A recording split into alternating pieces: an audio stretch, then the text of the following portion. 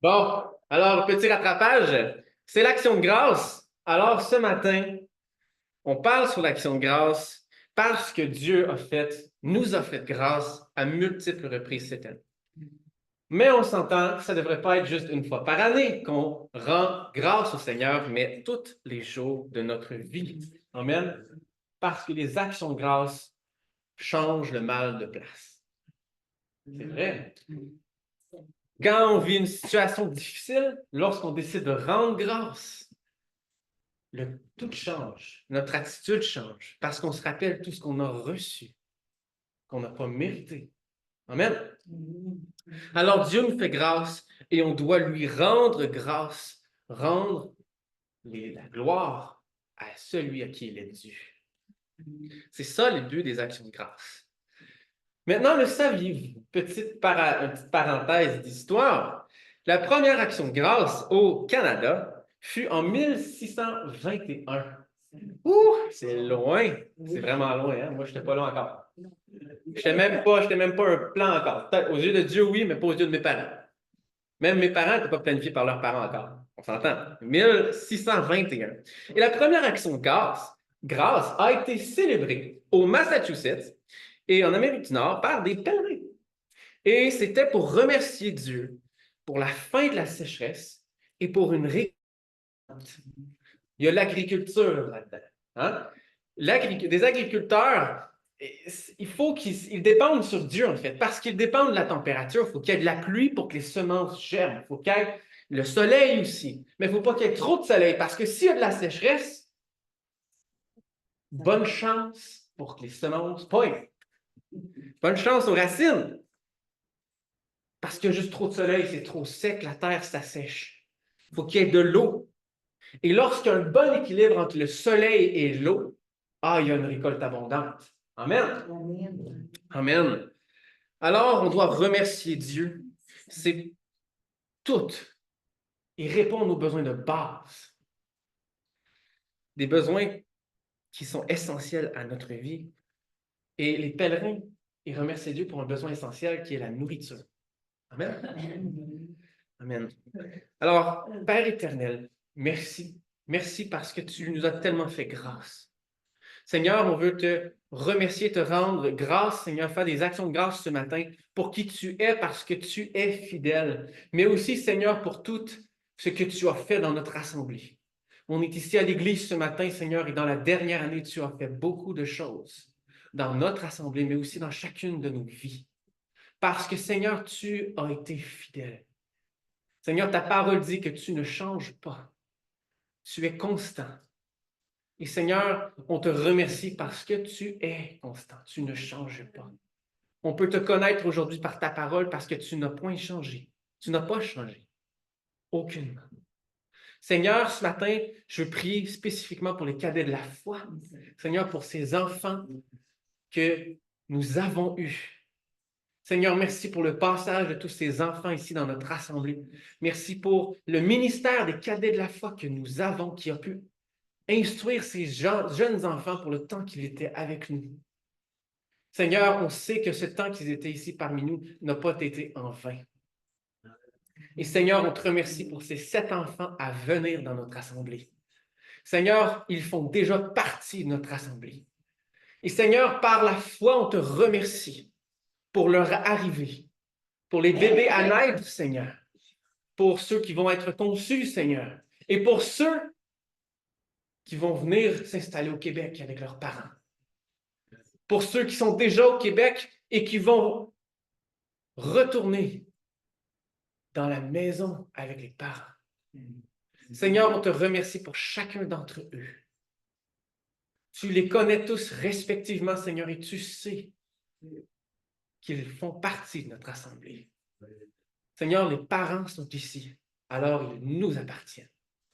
Seigneur, par la foi, on te remercie et on te rend gloire, toute la gloire, pour ce que tu vas faire et ce que tu continues de faire dans notre assemblée, Seigneur.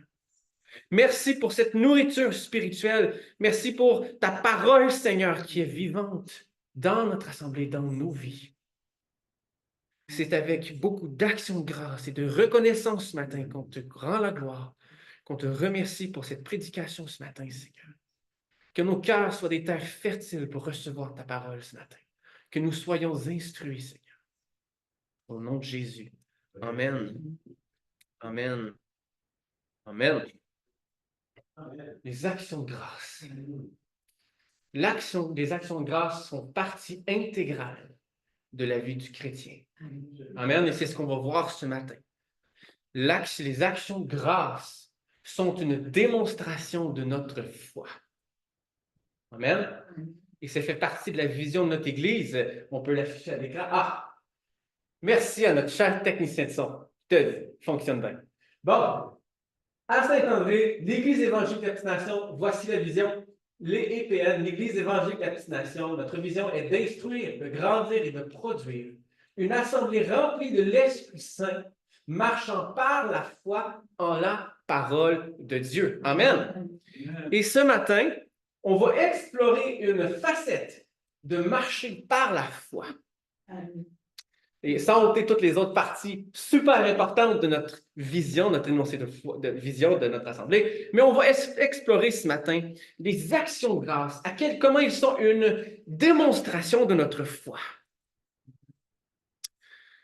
On vient à l'église à tous les dimanches matins, on vient célébrer notre Dieu, le louer, lui faire, oui, des actions de grâce, et on le fait pendant qu'on prie, de 9h à 9h30, on le fait quand on passe un temps ensemble. On rend gloire au Seigneur pour tout ce qu'il a fait dans nos vies. Et c'est très important. Et la parole de Dieu, il y a plein de places où lorsque Dieu fait quelque chose, il y a des actions de grâce, il y a de la reconnaissance qui se passe. On le voit tout dans l'Ancien Testament, la première alliance, on le voit. Où Dieu fait quelque chose, il y a un sacrifice qui est fait et il y a une panoplie d'actions de grâce qui est donnée à Dieu. Verbalement, en tant qu'il y a une action qui est faite, un sacrifice est fait, un sacrifice d'action de grâce, mais il y a aussi la personne qui fait ce sacrifice va le dire de sa propre bouche. « Ah, Seigneur, tu es grand, tu as fait ci, et telle affaire. » Il y a toujours une parole qui suit ce que Dieu fait. Ce que Dieu a fait n'est pas pris pour acquis. Non, la gloire est rendue à la bonne personne. On le voit aussi dans le Nouveau Testament, la Nouvelle Alliance, où Dieu fait quelque chose et il y a des actions de grâce de certaines personnes, et il y en a d'autres où il n'y en a juste pas. Il y a les deux côtés de la médaille. La première histoire qu'on va explorer, à voir ce matin, c'est les 10 lépreux dans Luc, chapitre 17, et ça va être les versets 11 à 19. Luc, chapitre 17, versets 11 à 19. C'est Jésus qui est en direction vers Jérusalem et qui passe entre la Samarie et la Galilée. Et Jésus est ici avec ses disciples. Et en chemin, il rencontre les 10 lépreux.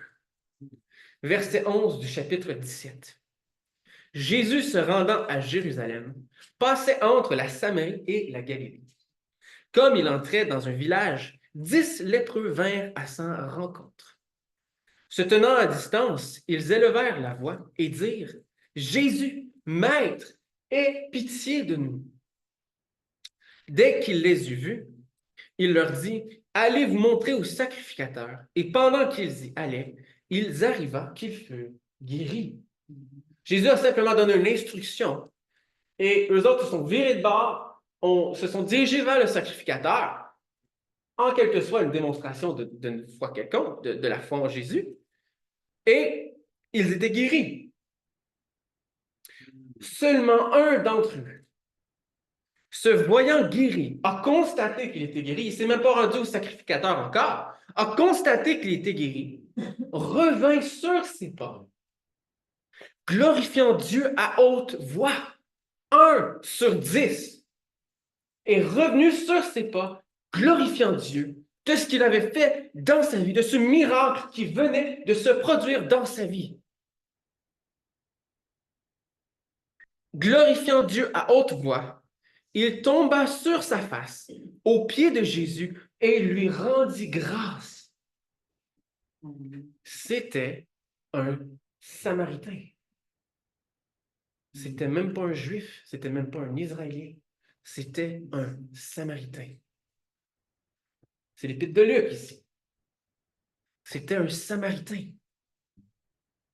Jésus, prenant la parole, dit, les 10 n'ont-ils pas été guéris? Et les 9 autres, où sont-ils? Jésus savait que les 10 avaient été guéris. Mais où sont-ils les 9 autres? Ne s'est-il trouvé que cet étranger pour revenir à donner gloire à Dieu? Un étranger a donné gloire à Dieu pour ce qu'il avait fait dans sa vie.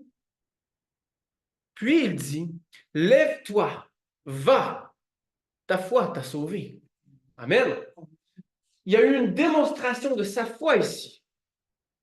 Il est revenu vers Jésus, rendant gloire à Dieu. Et Jésus dit, lève-toi, va, ta foi t'a sauvé. Amen. Tous étaient prêts à recevoir la guérison. Tout le monde est venu vers Jésus. Il savait il était qui. Si on est pour prendre l'expression québécoise pour l'appliquer au passage, ça ne prend pas la tête à Papineau pour savoir que Jésus était Jésus. Amen. Jésus était déjà connu. Il était déjà connu, tout le monde l'avait déjà vu. Même les Samaritains savaient qui Jésus était. Sa renommée surpassait les murs des Israélites, de tous ces villages de la Galilée. Ça allait même jusqu'en Samarie. Un peuple qui était rejeté des Hébreux, des Juifs. Il avait rejeté. Les Samaritains avaient des différences trop grandes pour eux, alors le pont était coupé. Mais ils savaient qui Jésus était. Et en quelque part, ils savaient ils savaient que Jésus avait le pouvoir de les guérir. Parce qu'ils l'ont reconnu, ils ont été le voir et ils n'ont même pas demandé à Jésus. Ils n'ont pas attendu. Oh non, mais il faut que je sois guéri avant de partir, Jésus. Sérieux, là. Comment? Il faut que je sois guéri, là. Je ne suis pas pour aller voir le sacrificateur quand je ne l'ai pas vu. Non. Jésus a simplement dit, allez voir le sacrificateur, allez vous montrer. Ils savaient qu'ils étaient guéris, ils sont virés de bord, puis Luc ici ne nous dit pas, ils ont attendu 5 minutes, 10 minutes, 30 minutes, puis une fois qu'ils étaient guéris, ils sont partis. Non. Ils se sont virés de bord et ils ont été voir le sacrificateur.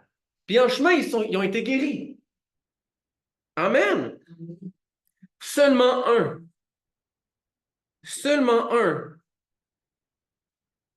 est revenu sur ses pas, ayant constaté qu'il était guéri, est venu rendre gloire à la bonne personne. Amen. Il est revenu. Jésus a pris soin des 10, mais une seule n'a pas été ingrat et enflé d'orgueil. Un seul est revenu face contre terre, à genoux, et rendu grâce à Dieu. Et cela devrait être l'attitude de tout chrétien. Dieu fait des miracles, petits ou grands, dans chacune de nos vies. Est-ce qu'on lui rend gloire à chaque fois? Ou est-ce que c'est juste quelque chose qu'on... En fait, c'est facile d'adapter cette attitude, mais est-ce que c'est simplement quelque chose que, en quelque part, pris pour acquis? Ah oui, mais Dieu en fait tellement que il sait que je suis reconnaissant, je n'ai pas obligé de le dire. Non, c'est important de le dire avec des mots. C'est des prières. C'est important de le déclarer. Ah, Seigneur, merci, tu as fait telle chose. Moi aussi, j'ai de la misère à le pratiquer, celui-là. Parce que Dieu a fait tellement de choses. Et lorsque Dieu ouvre nos yeux à tout ce qu'il fait dans nos vies, on ne peut pas nier à quel point il est actif, à quel point il est présent. Mais ça demande de l'humilité de juste dire, « Wow, gloire à Dieu. Merci Seigneur, tu viens de faire quelque chose de grand dans ma vie. Tu viens de faire quelque chose. Petit ou grand, à nos yeux, c'est grand pour lui. » Un seul est venu rendre gloire à Dieu. On doit faire, nous devons rendre la gloire à la bonne personne. On est des chrétiens, on est des disciples de Jésus. Porter du bon fruit, en quelque sorte, produire du bon fruit, c'est qu'on sait rendre la gloire à la bonne place. Et on sait le rendre avec nos lèvres. Que nos lèvres glorifient le Seigneur. Quand Jésus est rentré, juste avant Jésus, quand c'était pas sa crucifixion, est rentré sur le dos d'un âne. est rentré dans Jérusalem et tout le monde chantait Hosanna, Hosanna au plus haut des cieux. Ils mettaient des feuilles de palmier par terre pour que Jésus marche. Et les sacrificateurs sont venus voir Jésus, ils ont dit, fais que tout le monde se taise. Et Jésus a dit, si ce n'est pas eux qui le font, c'est les roches qui vont le faire. Amen. Il faut glorifier Dieu. La terre entière le glorifie. Nous devons le faire aussi. Amen. La seule personne qui est revenue voir Jésus était un Samaritain. Maintenant, c'est peut-être pas marquant pour nous de voir que c'est un Samaritain qui est venu voir Jésus, mais aux yeux des Juifs, c'était quelque chose. Un Samaritain qui est venu rendre gloire à Dieu. Jésus, qu'est-ce que tu faisais premièrement chez les Samaritains? Parce qu'au niveau religieux, les Juifs avaient complètement rejeté les Samaritains. Ils ne faisaient plus partie des enfants choisis de Dieu. Mais ils venaient tous de la même lignée. Ils découlent tous de la même promesse. Un seul est venu, c'est un Samaritain.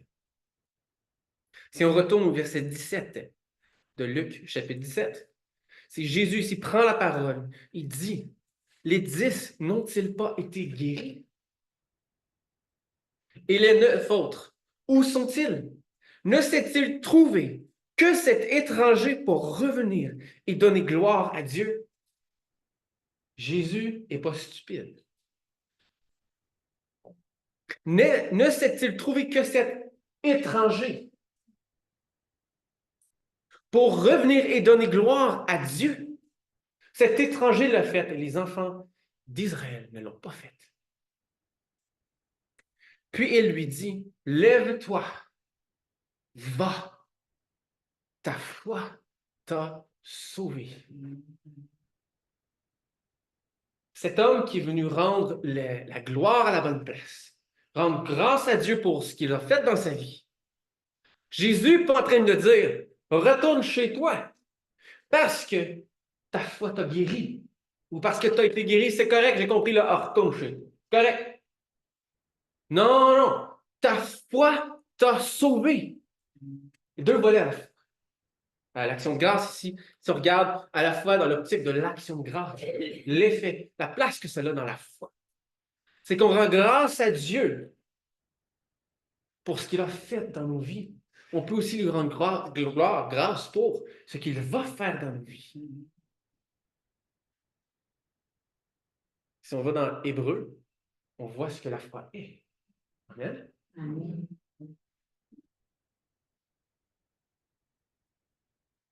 La foi est importante.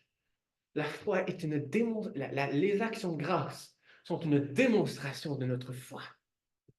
Elles démontrent en qui nous croyons, en qui notre foi est basée. Et elles démontrent qui fait toutes ces choses dans nos vies. Ta foi t'a sauvé. C'est la foi en la bonne personne qui sauve. Alors, lorsqu'on rend grâce à Dieu pour les bonnes choses, les miracles qu'il fait dans nos vies, c'est une démonstration de notre foi. Et lorsqu'on vient à Dieu avec cela, les mêmes mots se répètent envers nous. Ta foi t'a sauvé. Ça apporte un volet complètement différent à la foi. N'est-ce pas? Lève-toi, ta foi t'a sauvé. Il n'a pas juste été guéri, cet homme-là, cette journée-là, il a été sauvé. Et c'est parce qu'il a rendu grâce à Dieu. Amen. L'action de grâce est une démonstration de notre foi. On doit être reconnaissant envers Dieu pour tout ce qu'il fait.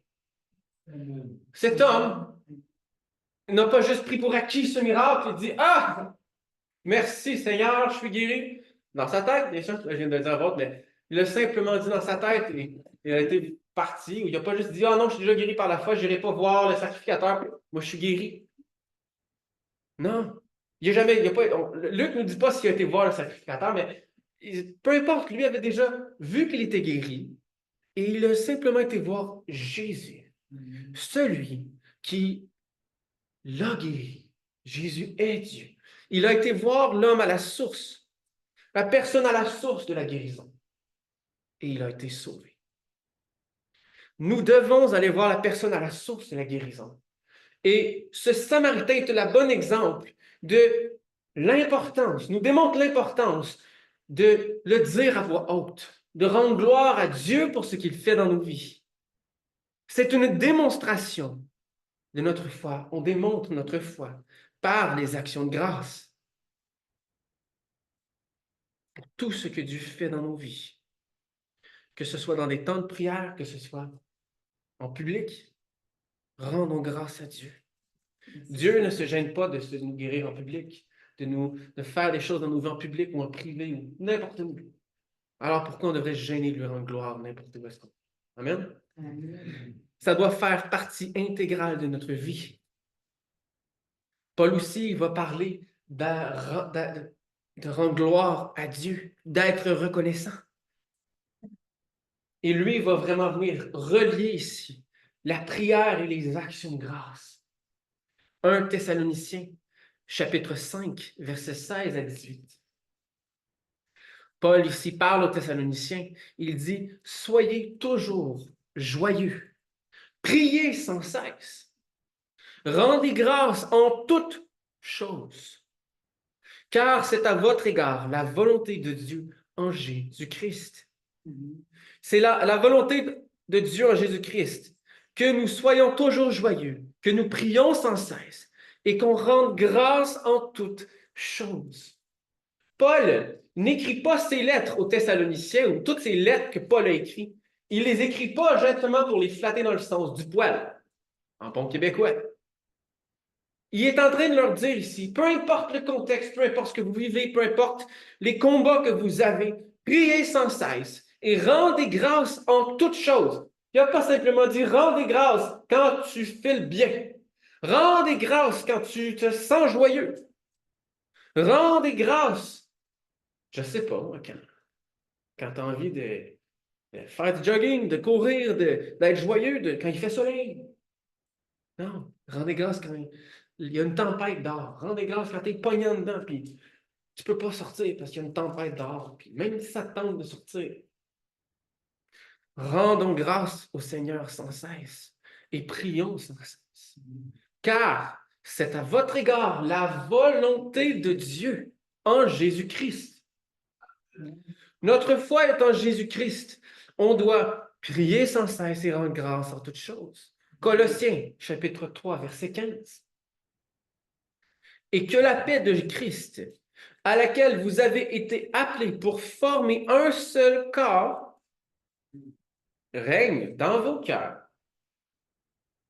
Et soyez reconnaissants. C'est encore là. Et soyez reconnaissants. Dans le bon français, on ne commence pas une phrase avec « et ». Hein, chérie? On ne commence pas une phrase avec « et ». Ça, je l'ai entendu souvent quand j'écrivais mes travaux de recherche à l'université. J'avais une belle correctrice de français qui est super bonne en français d'ailleurs, qui me corrigeait puis elle disait « Tu peux pas mettre des et au début de phrase. » Et tu quoi? C'est vrai parce que je me l'ai fait dire par mes profs qui corrigeaient mes travaux aussi.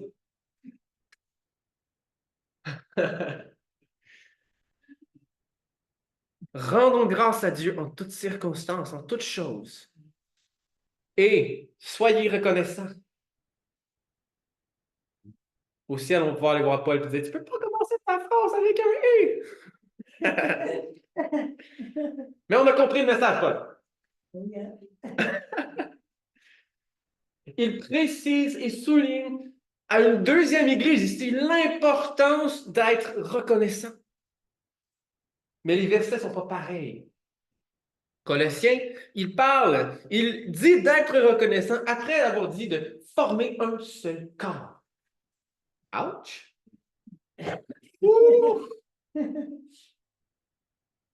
On est tous identiques dans le corps, après tout. On pense tous aux mêmes affaires, on est tous pareils, tout va tellement bien dans le corps. Il n'y a jamais de conflit. Je ne l'ai jamais vu. Je ne l'ai jamais vu de ma vie. Pas vrai?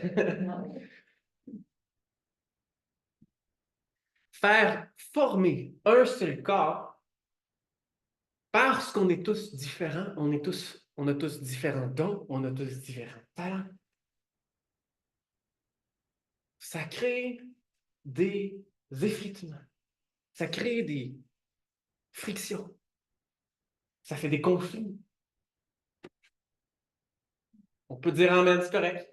Parce qu'à travers ces conflits, on grandit. C'est vrai. Pourquoi on grandit? Parce qu'on passe à travers le feu.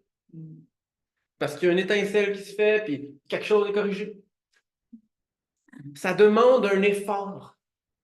Ça demande de former un seul corps ici, demande de faire le deuxième mille.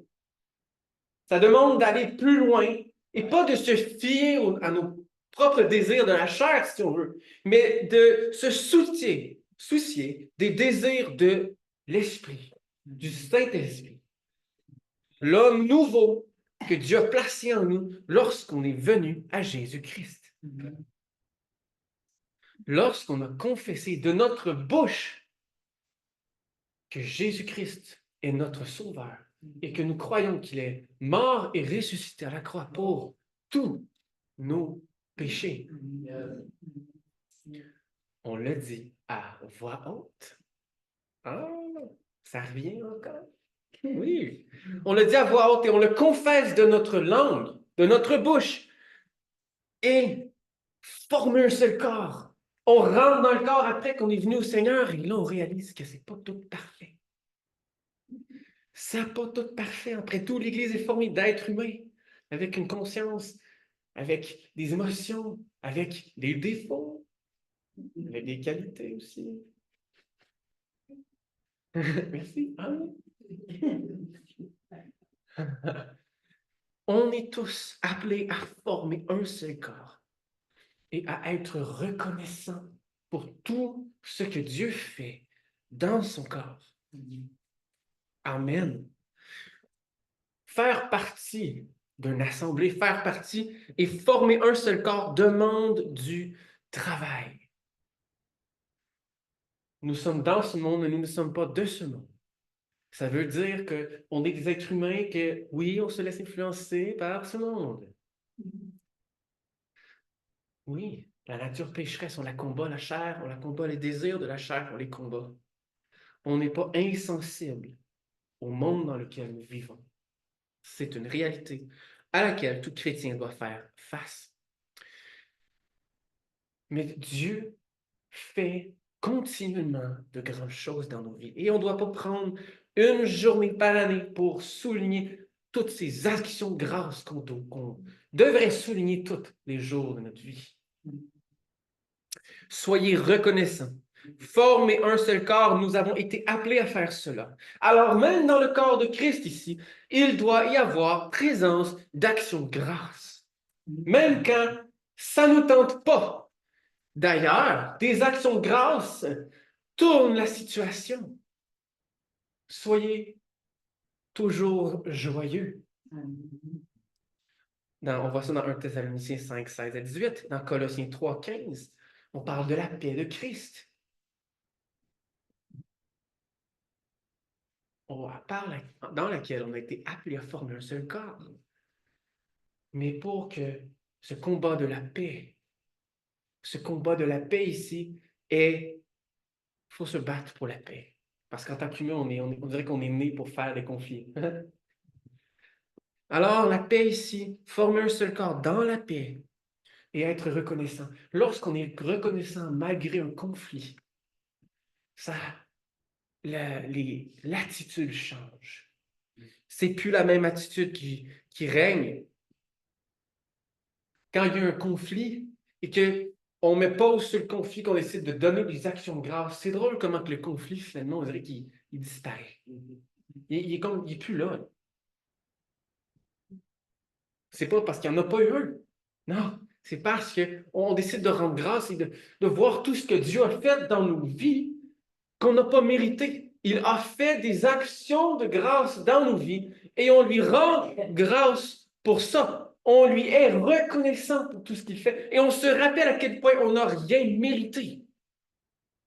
Oh, mais quelle position d'humilité!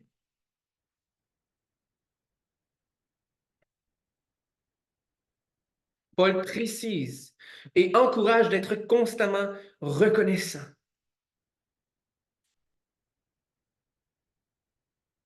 À ceci, tous connaîtront que vous êtes mes disciples si vous avez de l'amour les uns pour les autres.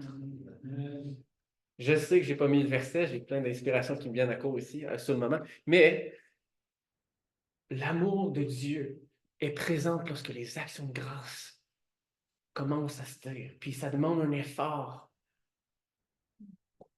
Aller dans un temps de prière demande un effort. Des fois, ça vient naturel, si on veut, c'est plutôt rare, mais ça vient.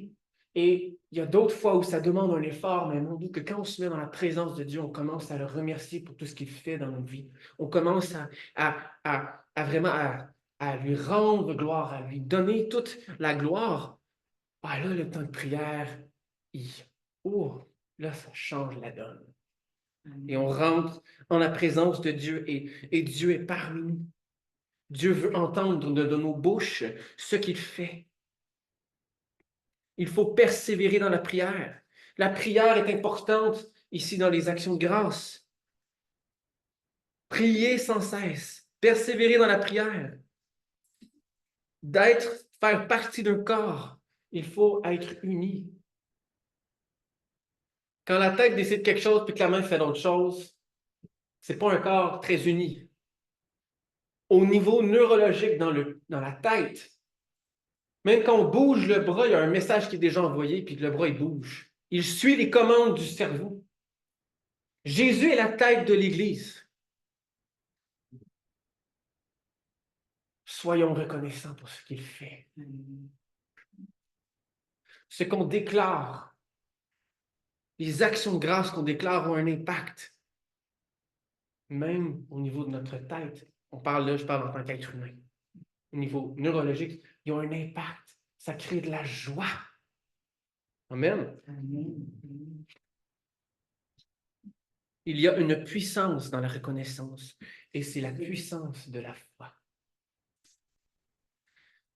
Être un corps est important. Nous devons être unis. Encore dans Colossiens, chapitre 4, verset 2, Paul ressouligne ici, il dit « Persévérez dans la prière, veillez-y avec action de grâce. » Le mot grec ici pour veiller signifie veiller, on s'entend? Et pas veiller tard dans la nuit, mais de veiller, comme veiller sur son propre cœur, comme Salomon va le dire dans les Proverbes. Mais il parle ici de veiller, il dit avec action de grâce. Et ici, veiller, c'est une métaphore qui porte vraiment une attention particulière sur être prudent, être actif, de faire attention à ce que notre attitude rende gloire à Dieu, de faire attention à ce qu'on dit, parce que la parole est importante dans la vie du chrétien et on la néglige souvent. Il y a une puissance dans la parole. Rendre gloire à Dieu pour ce qu'il a fait et pour ce qu'il fera, c'est la foi. On déclare et on remercie le Seigneur pour ce qu'il va faire dans nos vies, pour ce qu'il a fait dans nos vies, qui est une démonstration de ce qu'il peut faire dans nos vies, et on le remercie par la foi, ce qui est une démonstration des choses à venir, des choses qu'on espère. Amen. Il faut faire attention, il ne faut pas désespérer pendant un temps de prière. Oui, les émotions sont présentes, on est des êtres humains, mais que nos temps de prière ne soient pas juste remplis d'émotions, mais surtout de la parole de Dieu. Mon peuple pêche par faute de connaissance. Nous devons connaître la parole de Dieu, connaître ses promesses, mettre des post-it un peu partout, c'est correct. On se rappelle les promesses. Il faut les déclarer dans nos vies. La parole, parce qu'on fait des actions, on déclare ces actions de grâce par la parole, a le pouvoir, la parole ici a le pouvoir de créer, même de tuer. On crée par la foi. On crée des choses, quand on déclare des choses, des actions de grâce par la foi. Amen. C'est important. Faisons attention, veillons à persévérer dans la prière. Persévérez dans la prière et veillez-y avec action de grâce. On peut rendre grâce à Dieu pour des actions de grâce qu'il a faites. Et on peut rendre gloire à Dieu, rendre grâce à Dieu pour des actions qu'il fera dans nos vies.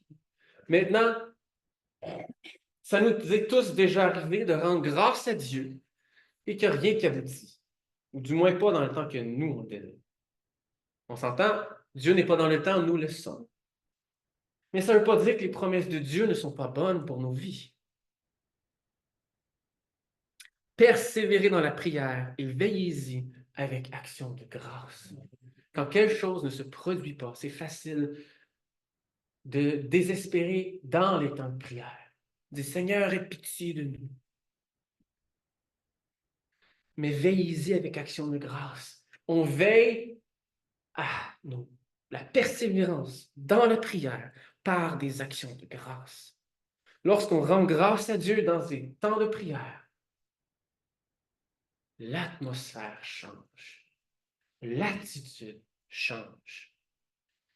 Les actions de grâce sont une démonstration de la foi en Jésus-Christ.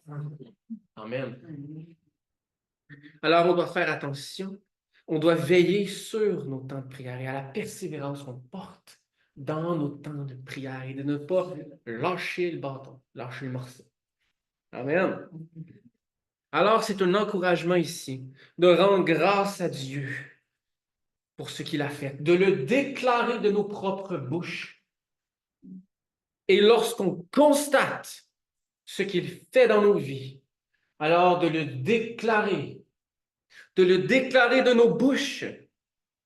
Le Samaritain n'a pas attendu d'être dans ces quatre murs et de dire « Merci Seigneur pour l'action de grâce que tu as faite. » Non. Il est venu voir Jésus, puis Jésus n'était pas seul. Il est venu voir Jésus, puis il a dit gloire, et à voix haute, il dit il a rendu grâce, il a remercié Jésus pour ce qu'il a fait. Il était reconnaissant.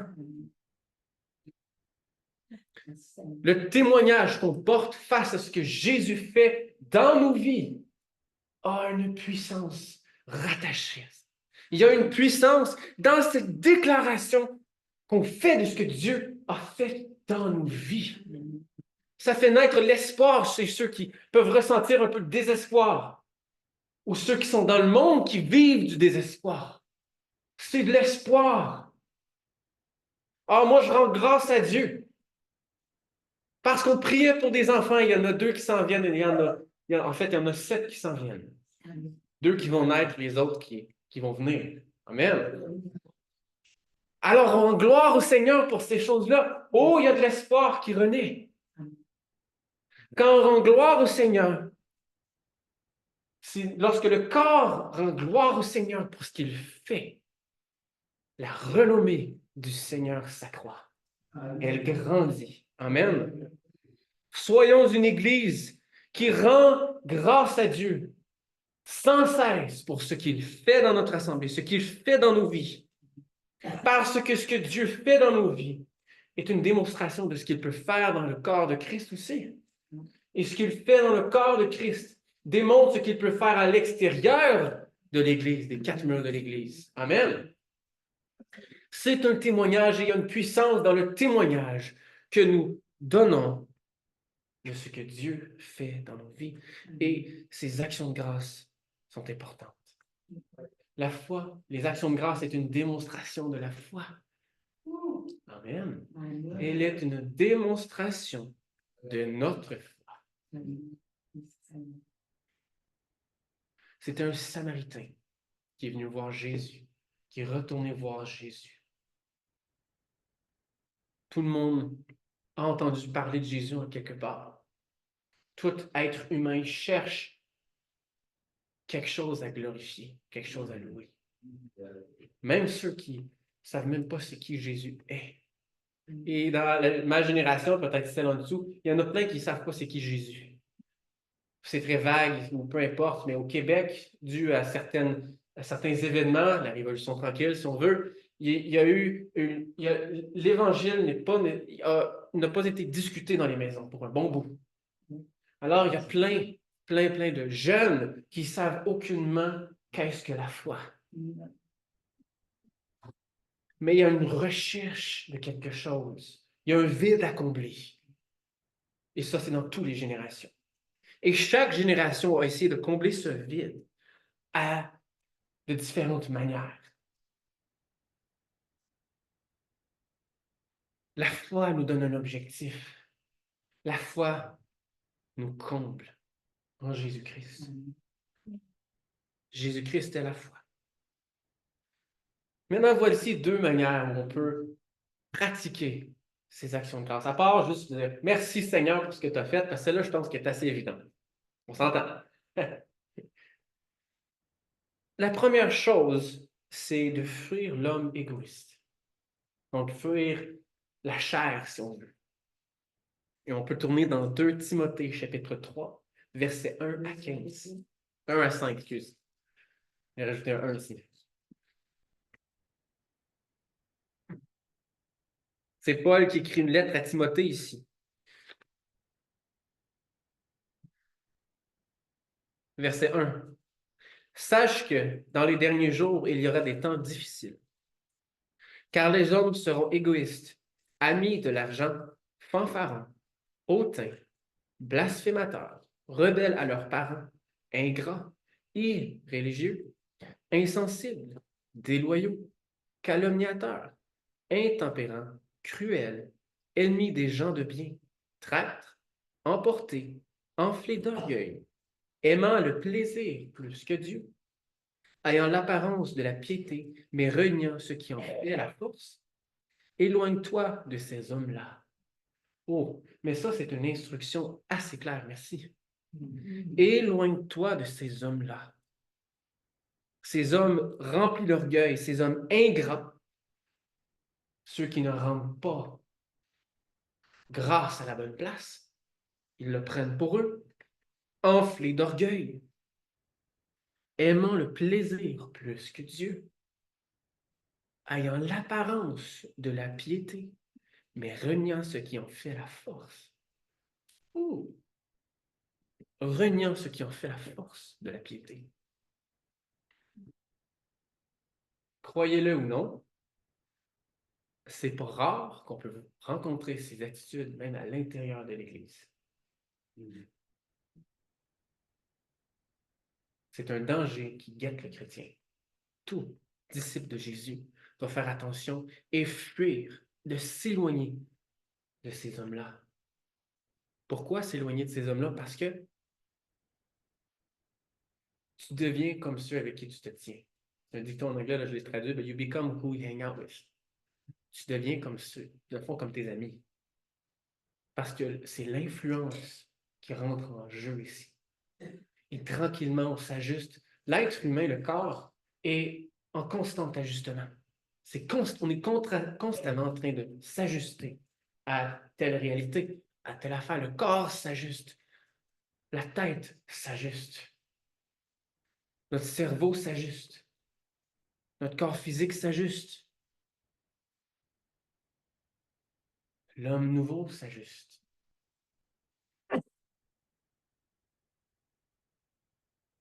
C'est facile de devenir ingrat, enflé d'orgueil. Il faut renier à ces deux affaires-là lorsqu'on rend gloire à Dieu pour ce qu'il a fait dans nos vies. Parce que la gloire, on ne la prend plus pour nous. Parce que c'est quelqu'un d'autre complètement qui a fait quelque chose. Et on est en train de dire ici que par mes propres forces, je n'y étais aucunement capable.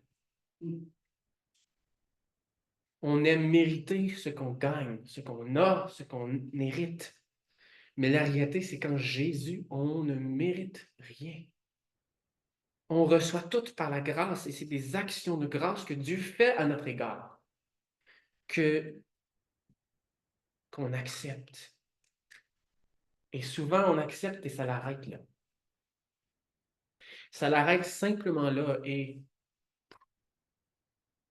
on devient ingrat, enflé d'orgueil. Mais pourtant, Dieu a fait quelque chose de tellement puissant dans nos vies. Alors, on doit lui rendre toute la gloire. C'est un réflexe à développer. Une nouvelle habitude prend longtemps à développer. Combien de temps? Vous savez plus? 21 ans. Ouais, 21 jours à développer. C'est long. C'est long. Moi, j'aimerais ça que ça se passe en 2 jours. Ou même 2 secondes, si ça se pourrait. Ça demande du travail de développer ça. Et Paul mentionne au verset 5 ici, c'est ayant l'apparence de la piété, mais reniant ce qui en fait la force. Dans l'Église, dans le corps de Christ, nous devons faire attention à ne pas avoir l'apparence de la piété. Parce que lorsqu'on entretient simplement l'apparence de la piété, on renie ce qui en fait la force. Et c'est la foi. C'est Jésus-Christ qui en fait la force. On doit persévérer dans la prière.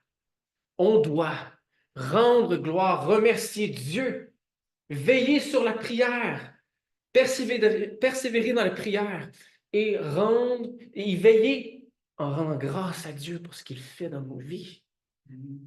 En quelque sorte ici, lorsqu'on rend grâce à Dieu, on s'éloigne de l'homme orgueilleux que nous pouvons être. Le risque est élevé de devenir cet homme orgueilleux, de devenir cet homme, cette personne qui a l'apparence de la piété. On paraît bien, on veut tout bien paraître, mais on ne veut pas juste paraître comme des hommes et des femmes pieuses, pieux, avec honte de la piété. Et on ne veut pas renier la force, ce qui fait la force de la piété. Amen? Amen. Alors, c'est un travail. Et on doit mettre de côté ici ce qui plaît à la chair et aller vraiment à ce qui plaît à l'Esprit de Dieu. Et Romains 8:8, Paul est clair ici, et c'est « Or, ceux qui vivent selon la chair ne sauraient plaire à Dieu.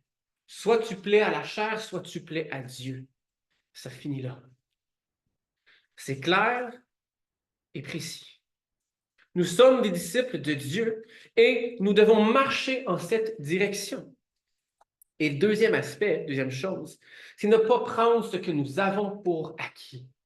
Dieu nous a donné des choses et Dieu pourvoit à chacun de nos besoins. Il pourvoit pour la nourriture qu'on a sur la table à tous les jours, 3 fois par jour. Il pourvoit pour un frigidaire plein, un congélateur plein. Juste là, on a plein de choses à rendre grâce à Dieu. On ne crève pas de faim. On rend grâce à Dieu pour tout ce qu'il fait dans nos vies et nous devons être dans l'action de grâce ici. Et lorsqu'on peut-être néglige les actions de grâce qu'on peut donner à Dieu, c'est quand quelque part on prend pour acquis certaines choses. J'ai comme habitude de remercier Dieu pour la nourriture que j'ai devant moi avant de manger. Mais la réalité de la chose, c'est que c'est pas rare que je fais la prière par habitude, et mon père peut vous le dire, quand j'étais jeune, je faisais la même prière, c'était 5 mots, puis on mangeait. Let's go. C'était pas long, puis il fallait manger, parce que moi, mon plat principal, c'était le plus important, le dessert, c'était pas grave.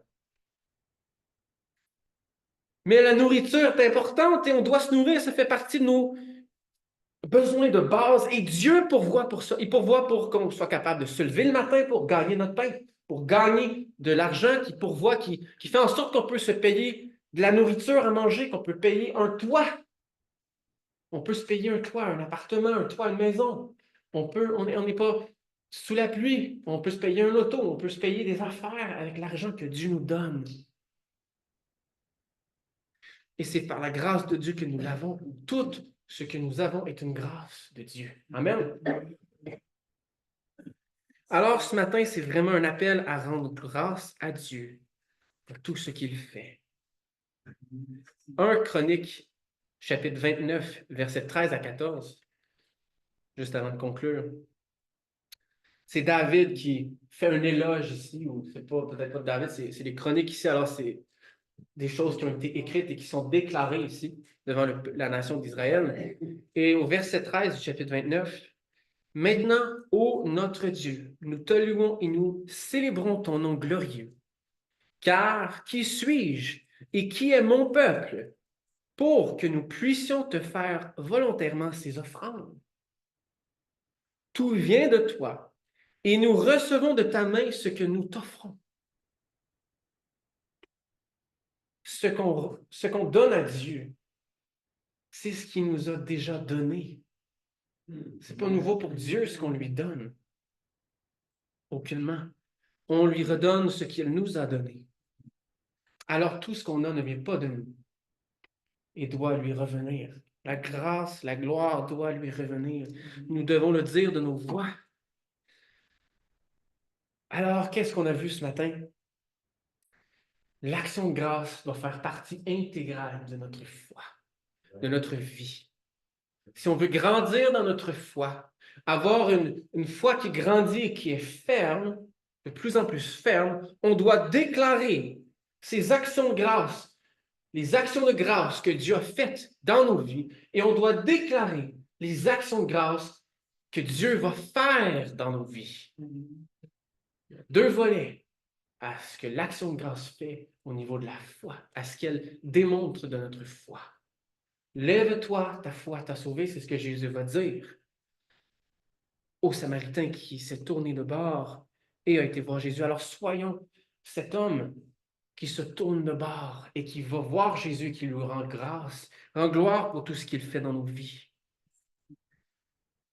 L'action de grâce, les actions de grâce sont très importantes et on veille sur notre persévérance dans la prière par l'entremise des actions de grâce. Une autre démonstration de la foi. Oui, c'est comment l'action de grâce démontre notre foi. On doit fuir les désirs de la chair et être reconnaissant. Et on ne doit rien prendre pour acquis. Parce que tout ce qu'on donne à Dieu, c'est ce qu'il nous a donné au départ. Amen. Alors, on n'a aucun orgueil à avoir dans tout ce qu'on a. Parce qu'on ne l'a même pas reçu par nos propres forces. Amen. Père éternel, merci. Merci pour ta grâce. Merci pour qui tu es. Seigneur, tu es fidèle et tu ne changes pas. Et tout ce que tu nous donnes, Seigneur, c'est ce que tu nous as. Tout ce qu'on te donne, c'est ce que tu nous as déjà donné. Seigneur, lorsqu'on s'émerveille à tout ce que tu es, qui tu es et ce que la foi doit être dans nos vies, Seigneur, on réalise que finalement, il n'y a rien qu'on puisse faire ou mériter pour avoir ta grâce dans nos vies. Même lorsqu'on ne te connaissait pas, tu faisais grâce. Tu nous faisais grâce. Et Seigneur, les actions de grâce répondent à la grâce que chaque personne voit dans sa vie. Parce que tu fais grâce à chaque personne. Tu ne fais exception de personne, Seigneur. Père, que cette semaine, tu puisses susciter en nous des actions de grâce. Seigneur, que dans notre vie quotidienne, tu puisses susciter en nous ces actions de grâce. Que les actions de grâce soient une démonstration de notre foi. Seigneur, que ces actions de grâce soient démontrées à l'intérieur de ton corps, à l'intérieur de notre Église, mais aussi à l'extérieur, Seigneur, des murs de notre Église. Que Saint-André-Avelin connaisse qui tu es à cause de ces actions de grâce. Sache ce que tu fais à cause de ces actions de grâce. Mais surtout, Seigneur, que ces gens sachent ce que tu fais dans notre assemblée, tout en sachant que ce n'est pas par les forces humaines, qu'il n'y a aucun orgueil à être rattaché à ce que tu fais, mais qu'il n'y a que de la reconnaissance qui doit apparaître de ce que tu fais dans nos vies. Seigneur, que cette semaine puisses-tu convaincre nos cœurs par ton Saint-Esprit. Travailler que cette semence de la foi qui grandit en nous puisse produire des fruits d'action de grâce dans nos vies. Puisses-tu nous révéler, Seigneur, par ton Saint-Esprit, tout ce que tu fais dans nos vies. Et que, Seigneur, on puisse par la foi déclarer ces choses dans nos vies. Déclarer ce que tu as fait dans nos vies. Et déclarer ce que tu vas faire. Seigneur, que nous puissions creuser dans ta parole cette semaine.